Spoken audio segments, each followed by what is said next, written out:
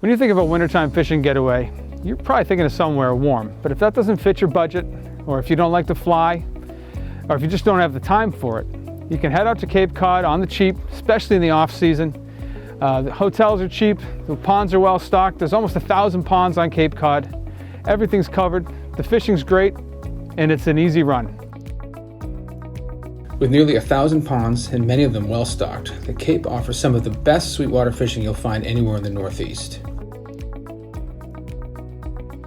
And if you're going to make the trip, here's what you need. If you want to be fishing the Cape freshwater, something like this will get the job done. We have a 2500 Sedona on here, so the entry level is Shimano's and the St. Croix Triumph. Great warranty from these guys. I absolutely love the action. I think this is a 6.6 medium light power, so it kind of does everything. I can do light bass and heavy trout stuff with it. You can walk with one combo and just love it. So at the Goose, we have a bunch of options for waders, so keeping yourself warm in these conditions. So we got a lot of Frog Togs on the more entry level. We got Sims on the nicer stuff. I definitely keep a nice pair of warm sweatpants underneath and usually double up on my layer of socks, a hoodie, and then like a nice winter jacket. Probably with a nice warm beanie as well, just to keep yourself warm or you're gonna be out there for a couple hours. So I think Dave and I both are fans of the sling pack.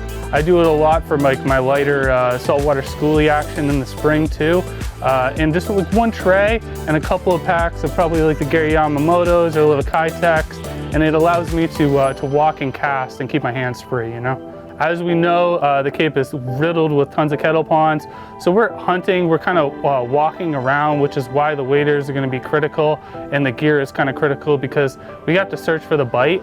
And we're kind of walking and casting. So you gotta cover ground to find these fish, which is plentiful. We got a lot of browns, brookies, rainbows that are all stocked on the Cape. We also have a lot of good smallmouth and monster pickerel in these Cape Cod ponds in the wintertime, can be very good as well.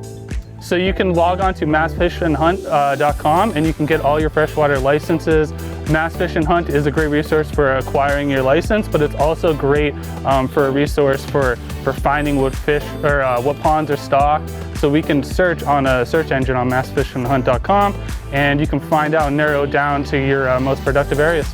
I cannot preach these Baker jerkbaits. This is just shy of 3 inches and I have caught everything on it. The crackleback color is an absolute must for me. It's in my top 3 freshwater lures, period. They got great hooks, they cast really well, and they catch everything from a huge largie to a little perch. I just swear by them, and they're 10 bucks, so it's, you know, it doesn't make you broke in the process. And these are the TRD ticklers from Z-Man. This is the moon ring color, and it's kind of like a pink, bluey, purpley hue.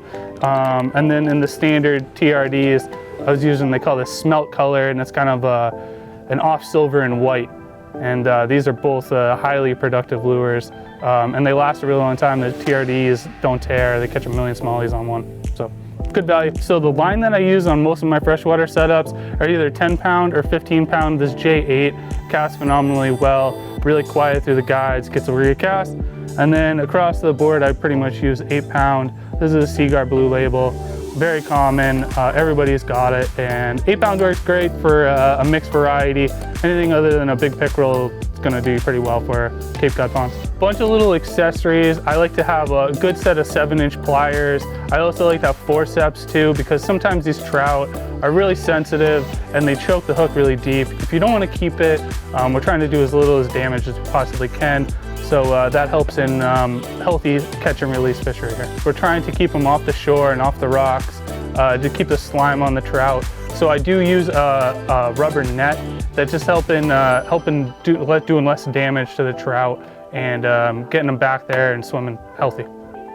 Down here at the Goose Hummock, we got guys that can definitely help you out. I've been fishing here my whole life, so the hours of freshwater ponds I've spent is in the thousands, and I will transfer my knowledge down to you guys, help you out.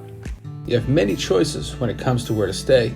Places like the Ocean Edge Resort to the charming accommodations at the Cove Motel, and of course there are Airbnbs and VRBOs all over the place. A quick web search will put you on the right path.